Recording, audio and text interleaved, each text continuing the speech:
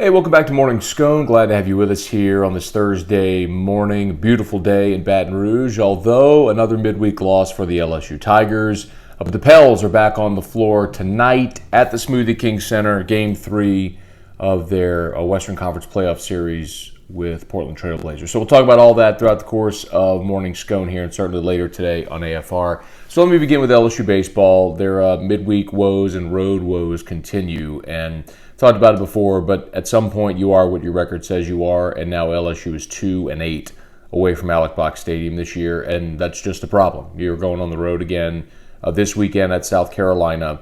If you've listened to my show for any length of time, you know my midweek rant. The losing a midweek game, RPI purposes, regional purposes, is irrelevant. Losing the game does not matter. LSU's RPI is 38. 2 weeks ago, they were in the 80s. And Paul Mainieri was concerned about it, but you played weekend series against Texas A&M and Tennessee, and all of a sudden your RPI is in the 30s. The next 2 weeks when you go, obviously after South Carolina, but then you go Ole Miss, Arkansas, a couple of top 10 teams, your RPI is going to be fine if you take care of business. So that's not the concern. What you worry about is ability to close games, because let's be clear, what Tulane did in the ninth inning was they beat Devin Fontenot and Matt Beck. Those are two of LSU's best relievers. And sure, sometimes guys have off nights, and that happens. I mean, Mariano Rivera gave up a save in Game 7 of the World Series against the Diamondbacks. It's something that's seared into my memory forever. So even the best pitchers in the history of baseball have had days like that where it just didn't work out, and that is baseball. It's quite honestly one of the reasons I love it. It's literally the only sport where the guy who's bigger, stronger, faster doesn't always win. I mean, if LSU football is trying to come up with a goal line stand against McNeese, and you've got Devin White and Tyler Sheldon going up against a 150-pound running back with no blockers, like, you know how that's going to go. But it's not that way in baseball. The bigger, stronger, faster guy doesn't always win. I mean, Jacksonville beat Florida in a midweek game earlier this week. So things can happen. So I don't worry so much just about the fact that they lost the midweek game. But if you're doing the ledger of pros and cons from Wednesday night's game, like the pro, I'll do the list. I'll do like the good and the bad list on my sheet of paper here. And if I'm doing the list, the good is the ninth inning rally.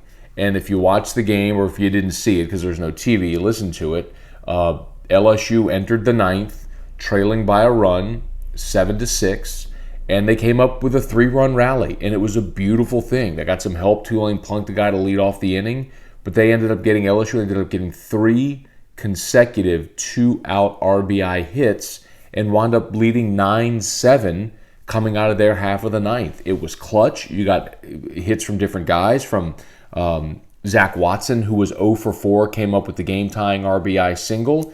You got a hit from Austin Bain, from Daniel Cabrera, and then Nick Coombs.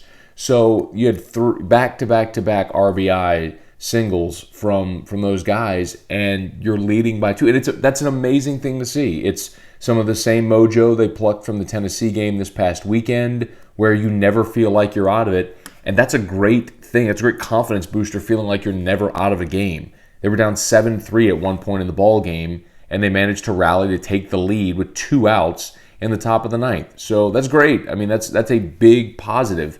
So you can put that in the good column, but that's about where the good ended. I mean, I guess I could throw out Cam Sanders, who gave you 2 innings of scoreless relief, and he only walked 1. So Cam Sanders continues to pitch better out of the bullpen, which is encouraging to see, because you may end up needing him. I don't think Paul Mainieri was wanting to use as many guys as he did. I certainly don't think he was hoping to use Fontenot and Beck in the ninth like he had to, but he did. Beck ended up throwing 17 pitches. Now, the caveat there is he did issue 2 intentional walks, so I hate that counts against his stat line and his walks, but it's what it is.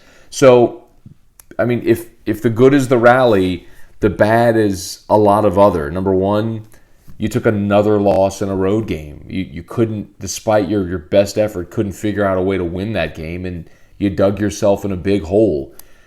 In part, the big hole was because of A.J. Labus, which is another, mark in the L column or the bad column where you're trying to figure out who can you count on Sundays in the SEC. And Labus was one of those guys with Hilliard moving up and Gilbert going to the bullpen. Labus is one of the guys you counted on or thought you could count on as a possibility for Sunday. And with every passing outing, it seems like that's less and less of a possibility. He struggled against Tennessee. He gave up a 5 spot in the third last night against Tulane. 7 hits, 5 runs, a walk, no strikeouts. He's catching too much of the plate right now and kind of having the same issues that Caleb Gilbert was having. He's not striking guys out.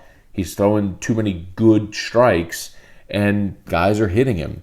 After Labus came Trent Vettmeyer, and Vettmeyer was one of those guys that at the beginning of the season, if you remember, boy, he looked like he was going to be a candidate to close. Throwing 91, 92, was just, no matter the situation, he was slamming the door on opponents.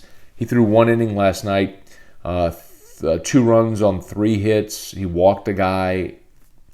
It's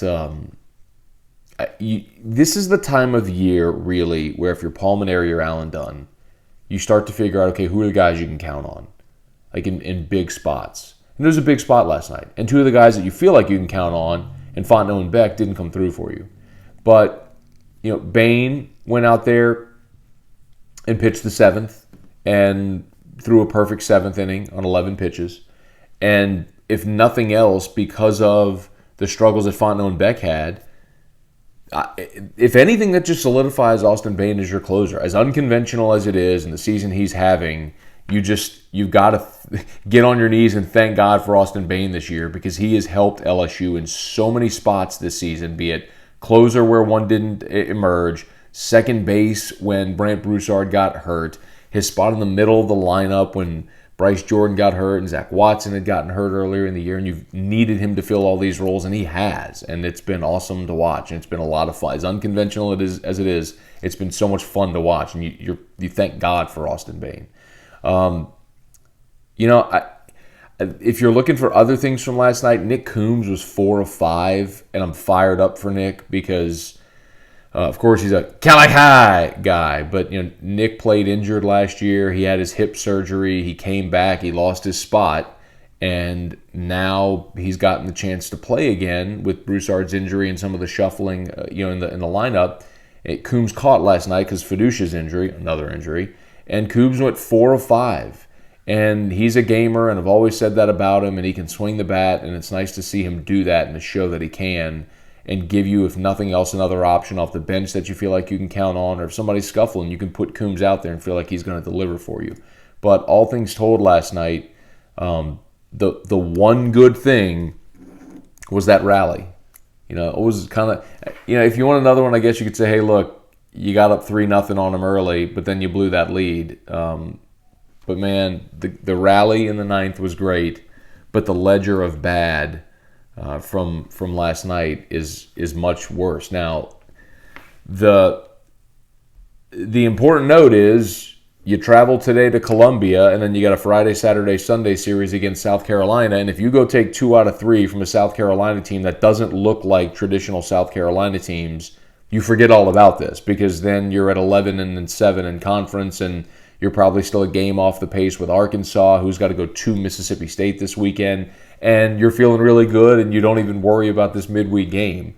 Like I've said a million times, I don't care that they lost a midweek game. It's not going to hurt the RPI. But at this point, you start to look at what's developing within your team, and the fact that they're 2-8 away from the box and can't find ways to win these games late, that's troubling. And they may end up in a close game this weekend that you hope they can find a way to win. So LSU at South Carolina this weekend. Tonight, Game 3, Pels-Blazers. New Orleans comes back to the blender with a 2-0 series lead. If they could go up 3-0, man, it obviously wouldn't end it. You got to win 4, but it would make it nearly impossible to imagine Portland putting together 4 consecutive dominant performances to beat New Orleans. Pels are a 3-point favorite in this ball game tonight. I figured they'd split in Portland. New Orleans won both of them. My assumption is at some point And we had Darnell Lazar, former LSU Tiger, now an assistant with the Memphis Grizzlies. Had Darnell on the show yesterday. He's like, look, you're not going to keep Damian Lillard and C.J. McCollum down for the whole series. Like, there's going to be a game where they combine for 70 points. And when that happens, Portland's probably going to win that game. And if you just play the averages, chances are it's going to happen in one of the next two. So if you're New Orleans, you'd love to go finish this in 4 and not go back to Portland. That would be amazing. If you're just playing the percentages, and when you're talking about Vegas having this as a one possession game, you go make plays late, you could win. New Orleans has done that so far. I'll be fascinated to see tonight, because if Lillard and McCollum go off, whatever the case may be, if Portland manages to win this one, all you need to do is split these two at home, because you'll still have home court. You can split these two, be up 3-1, go back to Portland. Even if you lose there, you come home for Game 6, you empty the tank, you win Game 6 on your home floor, and you advance. So if that's what it takes in a best-of-7, take it however it'll come. Or if they can win in 4, it'd be fantastic. I'd love to see them win tonight, maybe make Portland win a desperation game in Game 4 to see if they can. But boy, great chance to close it out with the sweep if they can win tonight. So Pels and Blazers tonight. Enjoy it. It's on NBA TV, oddly enough. Hope you get that. It's 8 o'clock Central Time tip. But I'll be watching. So that's going to do it for Breakfast Scone or Morning Scone. Please, as always, subscribe. Hit the red subscribe button right there. If you're watching this on the YouTube app, hit the subscribe button. Tell a friend. Share it. Comment. Thumbs up. Thumbs down. All of those impressions help. So I appreciate you very, very much. Have a great day. We'll talk tomorrow on Morning Scone.